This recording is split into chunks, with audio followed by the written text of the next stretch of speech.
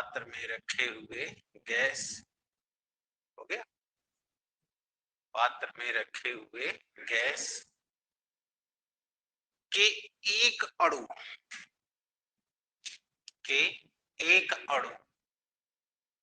की ऊर्जा, एक अणु की ऊर्जा, समझ आया? कैलकुलेट करनी होती है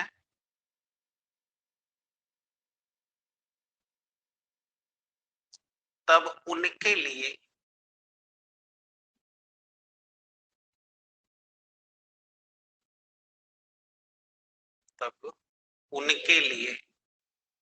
बोल्ट्जमैन ने सूत्र डिराइव करके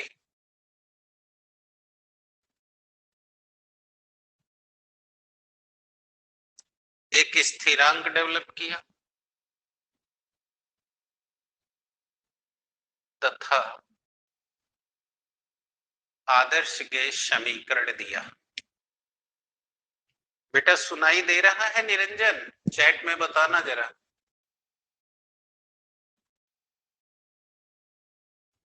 और इसके पहले बताओ, इसके पहले नहीं सुनाई दे रहा था?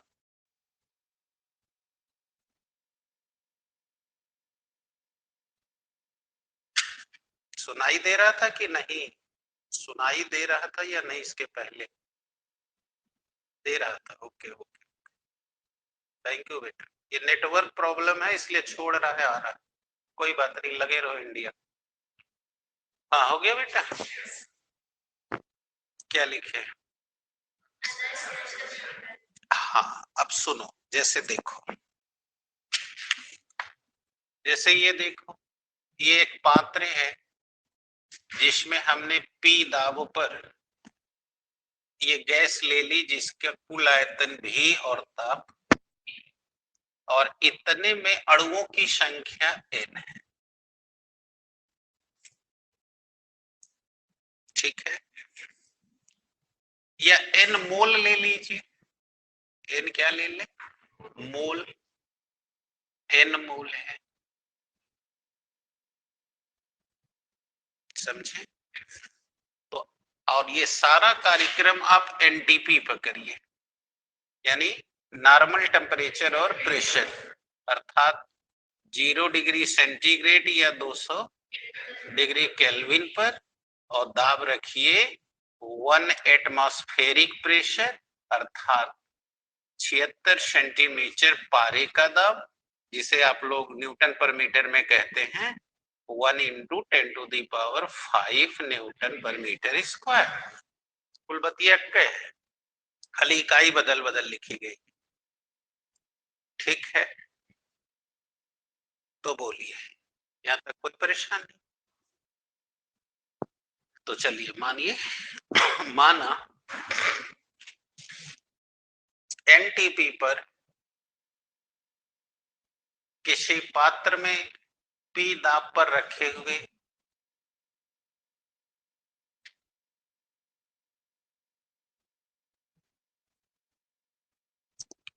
गैस का कुल आयतन V तथा परम ताप T है।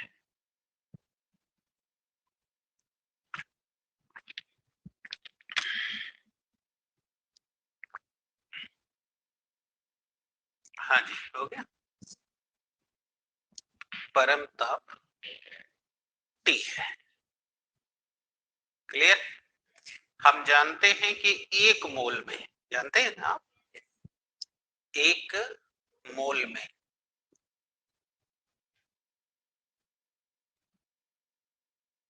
सही है, एक कुल अणुओं की संख्या 6.0223 है ना, 6.0223 गुणे 10⁻23 होती है, जिसे अवोगाद्रो की संख्या भी कहते हैं।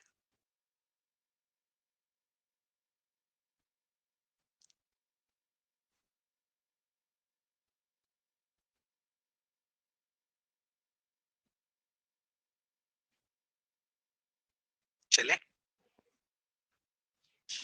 तो बताइए समस्त अणुओं की कुल ऊर्जा भी अभी निकाले हो, तो बोलो हम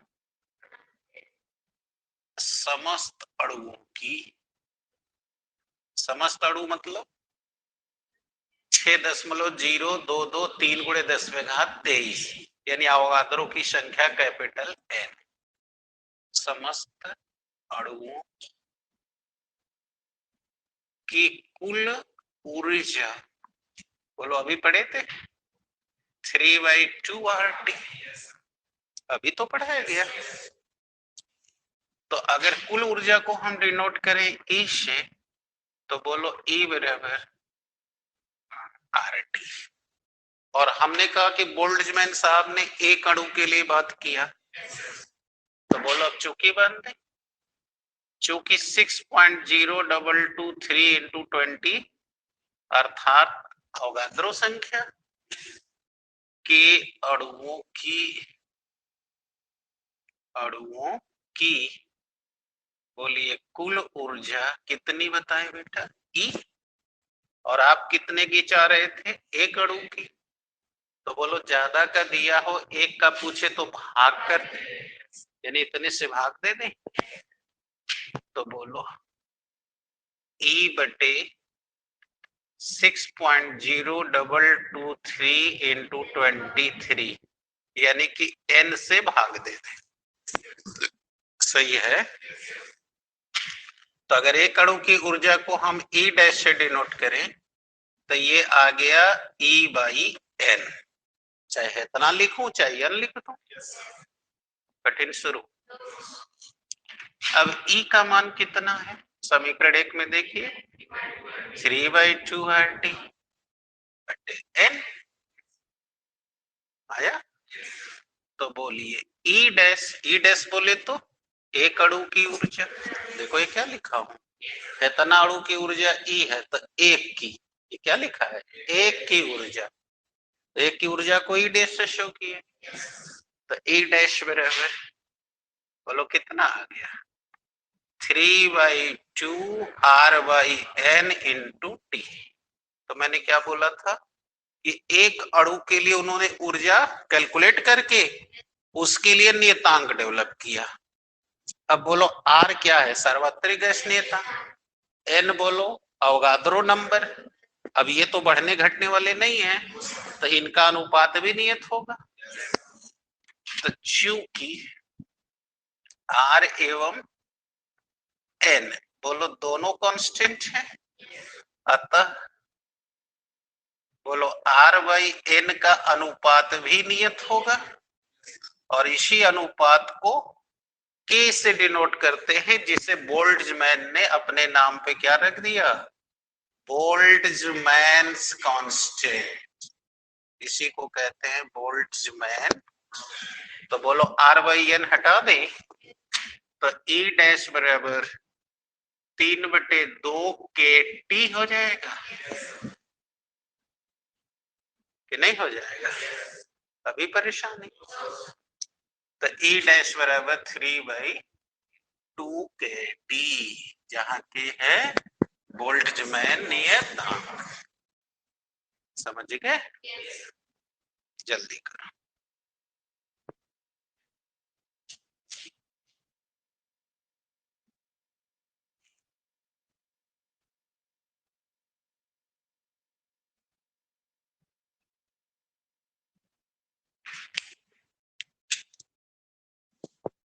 बेटा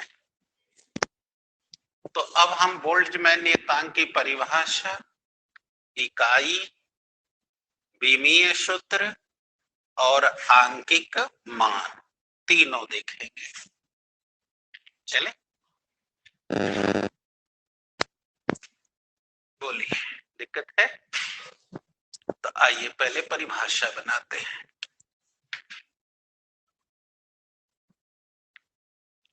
कोई कठिनाई बोलिए, अभी अभी बताइए कि किसे कहा गया था, अभी यहाँ लिखा हुआ था।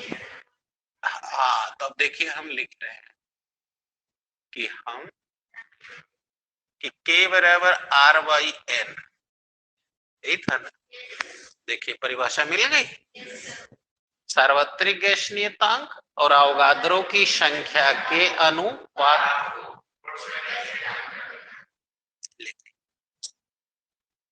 सार्वत्रिक गैस स्थिरांक और अवगाद्रो की संख्या के अनुपात को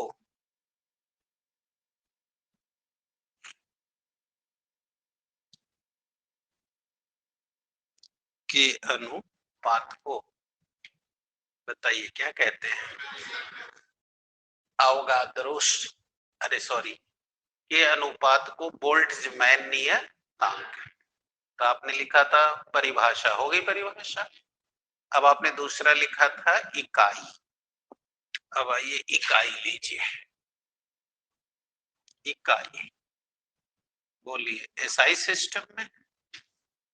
अब देखिए आप पढ़े हुए हैं, बहुत आसान आपको लगेगा।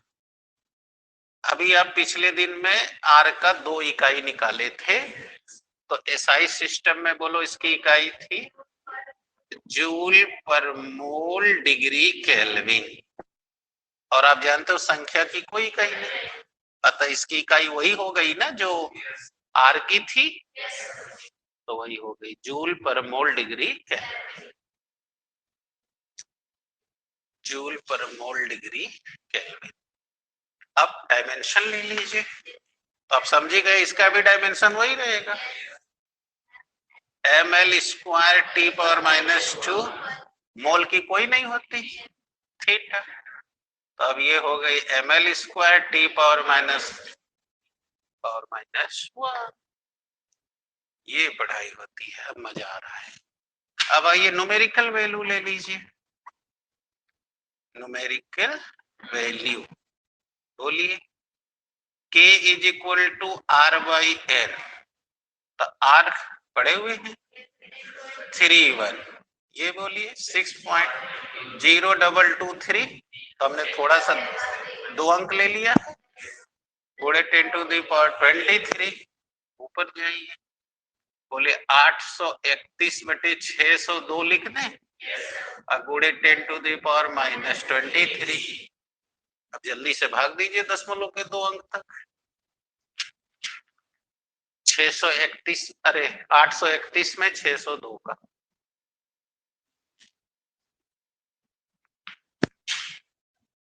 बोलिए 1 पॉइंट समथिंग है।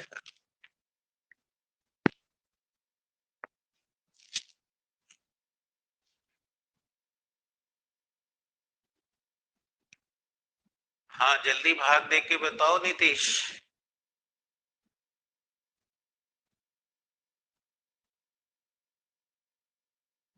1.21 चेक कर लीजिए, और लोग चेक कर लीजिए।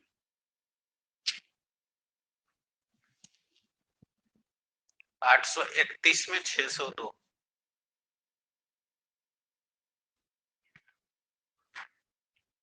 1.21 इंटू 10⁻⁻, इतना क्या आ गया, जूल पर मोल डिग्री केल्विन आ गया। तो ये हो गए इसके आगे का मान। अब ठीक है, तो देख लीजिए इसका भी सब कुछ वही चल रहा है ना, जैसे आपने आर में लिया था, इकाई, परिभाषा, बीमा और न्यूमेरिकल वैल्यू। तो ये रहा बोल्ट्जमैन।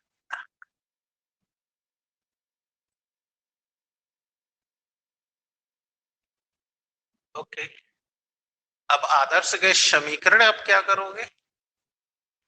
अब अगर किसी गैस के अणु के लिए तुमसे आदर्श गैस समीकरण मांगेगा, है ना, आदर्श गैस समीकरण, तब पीवी बराबर एनआरटी अब नहीं कहोगे, अब कहोगे पीवी बराबर एनकेटी। जब वो अणु की, एक अणु की बात ना करके गैस का बात करेगा, तो पीवी बराबर एनआरटी, क्योंकि जैसे ही एक अणु कहेगा, अभी कैलकुलेशन हुआ तब न के निकला है, तो इसलिए होशियार, नहीं तो बन जाओ होशियार।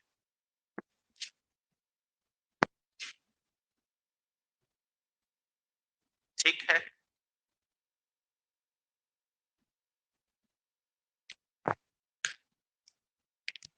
अब ये चैप्टर समाप्त हो गया है, बहुत महत्वपूर्ण था। अब चलो अगला चैप्टर। अब अगला चैप्टर, अब हम लोग केवल 2 चैप्टर और दूर हैं, 2 खंड। अब अगला चैप्टर होने जा रहा है हीट, यानी ऊष्मा। चले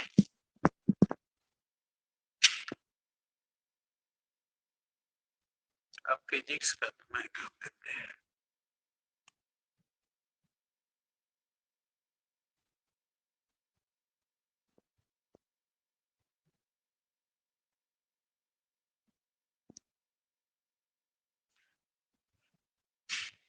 चले, आप लोग के किताब में चैप्टर का नाम होगा ताप मापी, थर्मोमेट्री। तो कोई नाम से रहे, उससे कोई दिक्कत नहीं है। चले आइए पहले सीखा जाए हीट क्या होती है। हीट यानी जिसे आपने कहा ऊष्मा।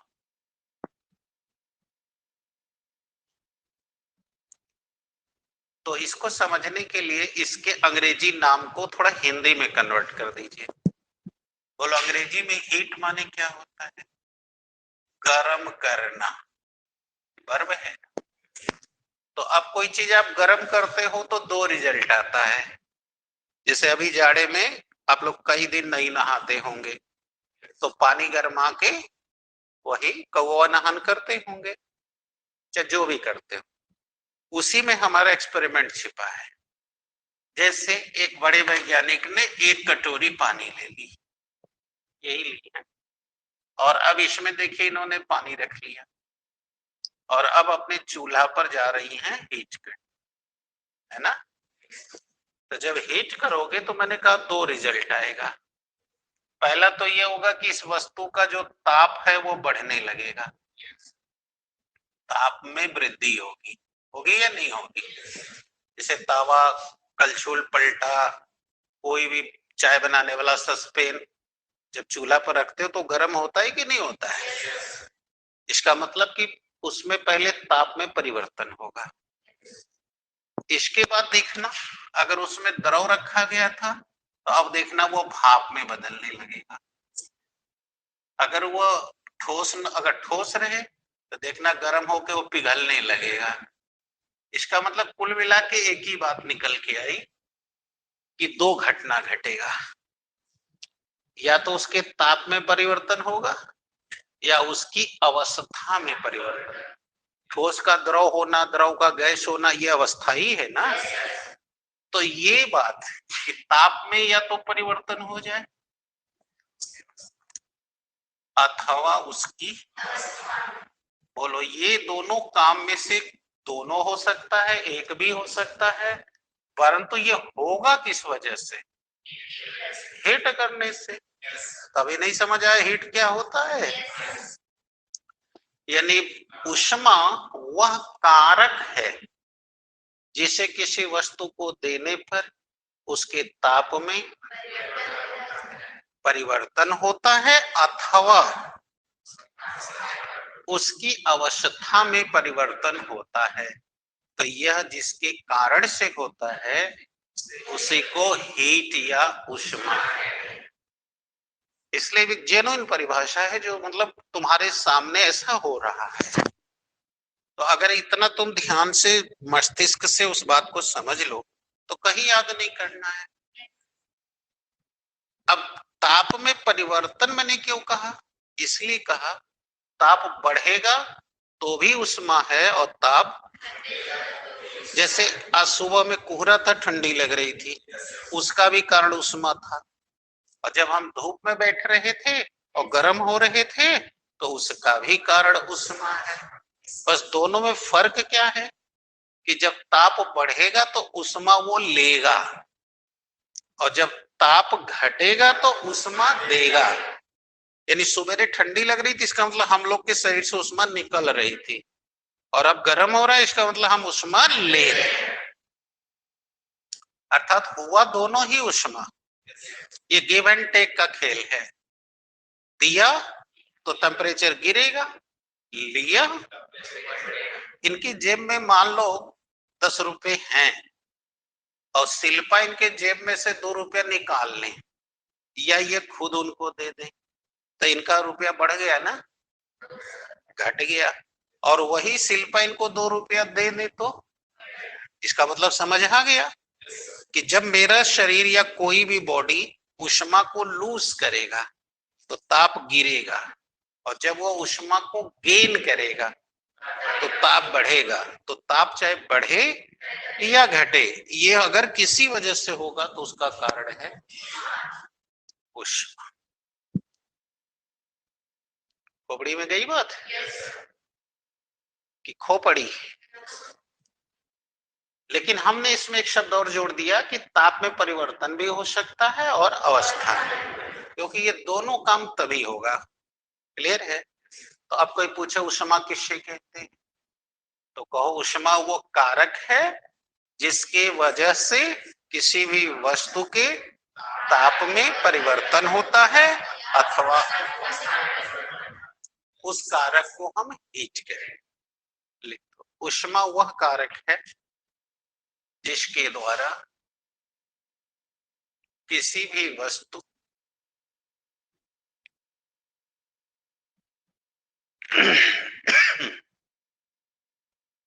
किसी भी के ताप में वस्तु के ताप में या तो परिवर्तन हो जाता है अथवा उसकी अवस्था में परिवर्तन हो जाता है।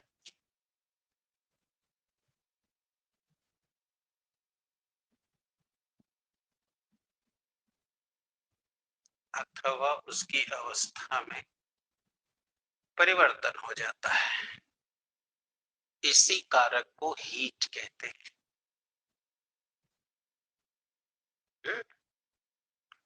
इसी कारक को, अब समझ आ गया?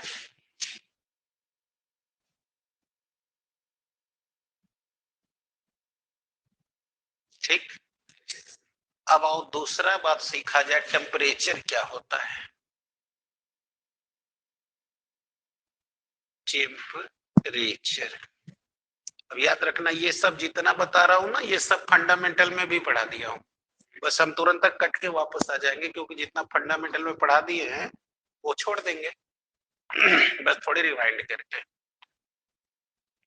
टेम्परेचर क्या है, यानी कि हिंदी में कहते हैं ताप। क्या होता है? चलो कोई बात नहीं, अब तुम लोग प्रैक्टिकली सीखो ताप क्या होता है। देखो ये एक वस्तु है जिसको हमने 100 डिग्री पर गर्म कर दिया है, तो तुम कहोगे नहीं ये तो इसका ताप। और अब ये देखो दूसरी वस्तु है जिसका टेम्परेचर 5 डिग्री है, यानी इसका ताप इससे कम है। अब अगर मैं इन दोनों को एक दूसरे से छुआ दूं तो बोलो कुछ होगा या नहीं होगा? क्या होगा? बोलो क्या होगा, बताओ। वेरी गुड, यानी कि इसमें से ऊष्मा निकलकर इसमें आने लगेगी और कुछ ही देर में ये भी गर्म हो जाएगा।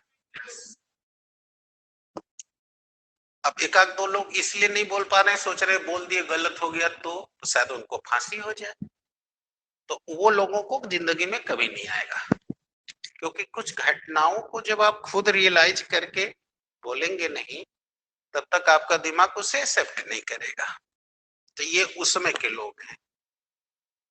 तो इसलिए हमने आपको शुरू में सिखाया था कि विज्ञान घटनाओं को देखकर ऑब्जर्वेशन करते हैं और उससे जो रिजल्ट मिलता है वही विज्ञान है। तो आप उसको बोलोगे ही नहीं तो दिक्कत है। जैसे एक दो लोग ट्राई किए, एक दो लोग तो ट्राई ही नहीं किए, कुछ छोड़ो कुछ होता होगा। तो आप इसको देखेंगे, आप रोज ऐसा कर रहे हो। आप अगर कुर्सी को छुओ अपने हाथ से तो कुर्सी या तो ठंडी लगेगी या तो गर्म लगेगी। तो अगर ठंडी लग रही इसका मतलब तुम लूज कर रहे हो, और गर्मी लग रही यानी ये लूज कर रही, तुम गेन कर रहे हो। तो ये जो तय हो रहा है कि ऊष्मा इसमें से जाएगी इसमें या इसमें से जाएगी, ये कौन तय कर रहा है? अभी नहीं समझ आया तो अब क्या है?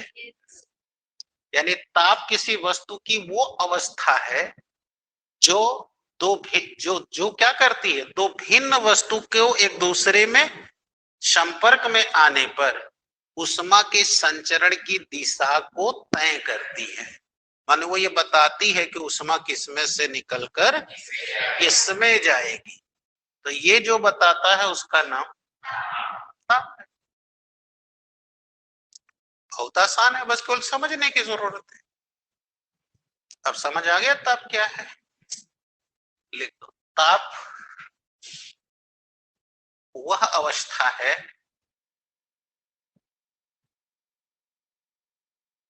जो ऊष्मा के संचरण की दिशा को निर्धारित करता है।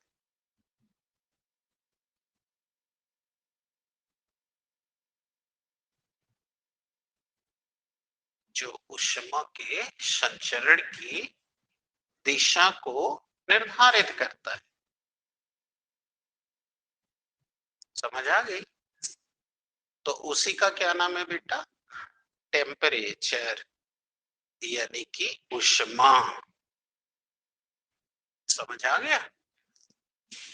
अब जैसे तुम लोग बैठे बैठे अपने चेयर को छुओ, किसी अगल बगल वाली को कुछ हुआ, ठंडी लगी। अब तुम बताओ क्या हुआ इसमें, क्यों ठंडी तुमको लगी? तुम्हारा ताप ज्यादा था, उसका ताप कम था, इसलिए तुम्हारे में से उष्मा उसमें जाने लगी। तो जब तुम लूज करने लगे इसलिए तुमको ठंडी लगी। अब रोटी बनाते हो तावा पर, चाहे आंच कौड़ा बार के तापते हो, तो कहते हो यार बड़ा गर्म हो गल, जरे लगल गोड़। तो काहे जरने लगा? क्योंकि उसका ताप ज्यादा है, तुम्हारा कम है। तो अब वो दे रहा है और तुम, इसलिए तुमको वो आंच लग रहा है। यानी ये सारा खेल टेम्परेचर का है। तो when the two different body having the different temperature come in the contact of each other, so then the flow of heat take place always from high to low temperature. So this state of the body is known as temperature. अब समझ आया? ये भी नहीं आया? तो इसका काम है ताप। ये है ताप। अब कब बढ़ेगा कब घटेगा? जब गेन करोगे तो बढ़ेगा, लूज करोगे तो घटेगा। जब घटेगा तो तुमको ठंडा लगेगा, और जब बढ़ेगा तो तुमको गर्म लगेगा। इसका मतलब इसका आज का रोज संध्या सवेरे जो तुमको ठंडी लग रही है वो इसलिए लग रही है क्योंकि तुम्हारा बॉडी का टेम्परेचर ज्यादा है, वायुमंडल का कम है, इसलिए तुम लूज कर रहे हो। और दोपहर में तुमको लगता है कि ये स्वेटर निकाल दे, क्योंकि वायुमंडल हीट हो गया, वो तुमको देने लगा, इसलिए तुम्हारी बॉडी हीट हो गई। अब समझ आ गया है? कभी नहीं आया? अब इस हीट को कैसे नापते हैं बस 2 मिनट में सुन लो, क्योंकि ये सब फंडामेंटल में पढ़े हो और 9-10 भी पढ़े हो। हीट नापने के लिए या टेम्परेचर नापने के लिए तुम्हारे पास थर्मामीटर होता है, जो तुम्हारे पास 3 पैमाने हैं, डिग्री सेंटीग्रेड पैमाना, केल्विन पैमाना, फ़ारेनहाइट पैमाना। अब सेंटीग्रेड को फ़ारेनहाइट बनाना हो तो तुमने सूत्र पढ़ा है, C/5 बराबर F-32/9। फ़ारेनहाइट को केल्विन बनाना हो तो F-32/9 बराबर K-273/5। और जब केल्विन को सेंटीग्रेड बनाना हो तो C/5 बराबर K-273/5। 5 से 5 कट गया, तो तुम यही कहते हो कि सेंटीग्रेड में 273 जोड़ दे तो केल्विन हो जाएगा, और केल्विन में से 273 घटा दे तो सेंटीग्रेड। तो ये तुम 6, 7, 8, 9, 10 लगातार पढ़े, और 11 में फंडामेंटल में भी मैंने पढ़ा दिया। तो यही कह रहा था।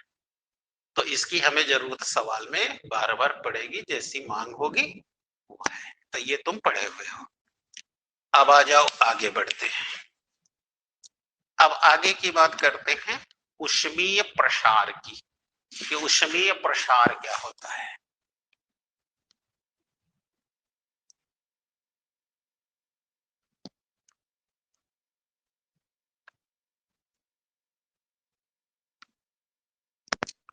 ऊष्मीय प्रसार यानी थर्मल एक्सपेंशन।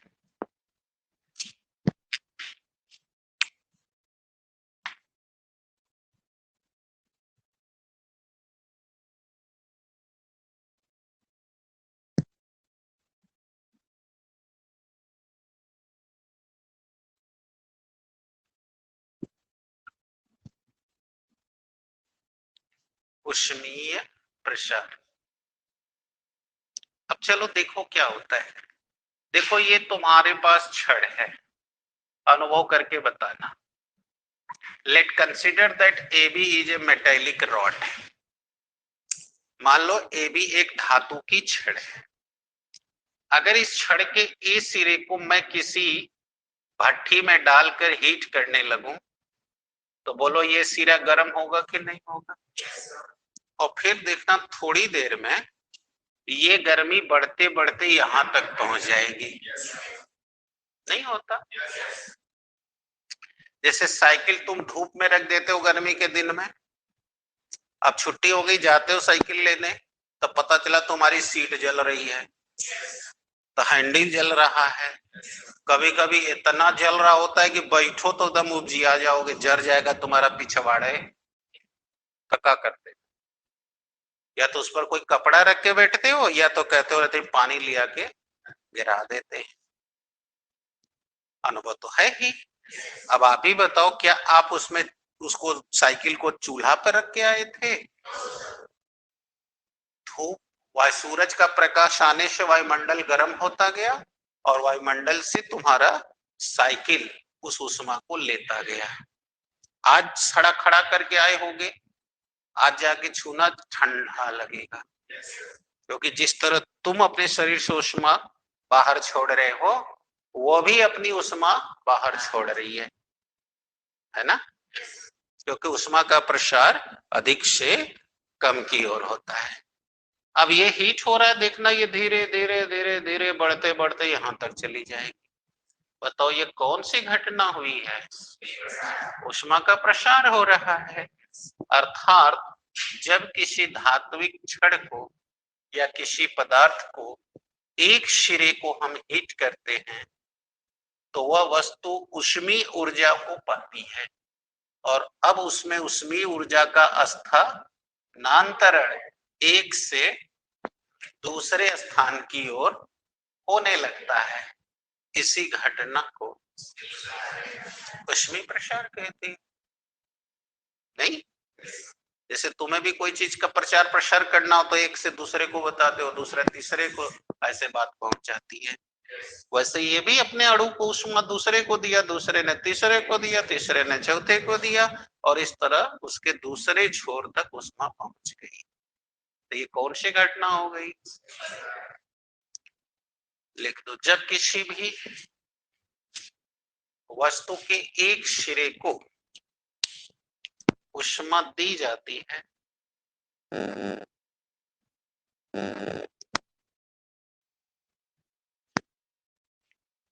ऊष्मा दी जाती है तो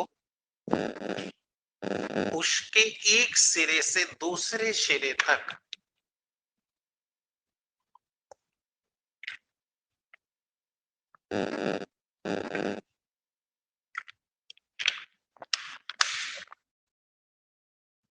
एक सिरे से दूसरे सिरे तक हो गया ऊष्मा का प्रसार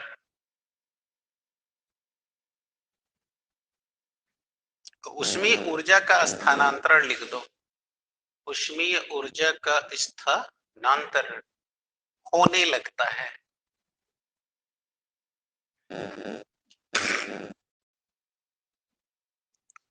स्थानांतरण इसी घटना को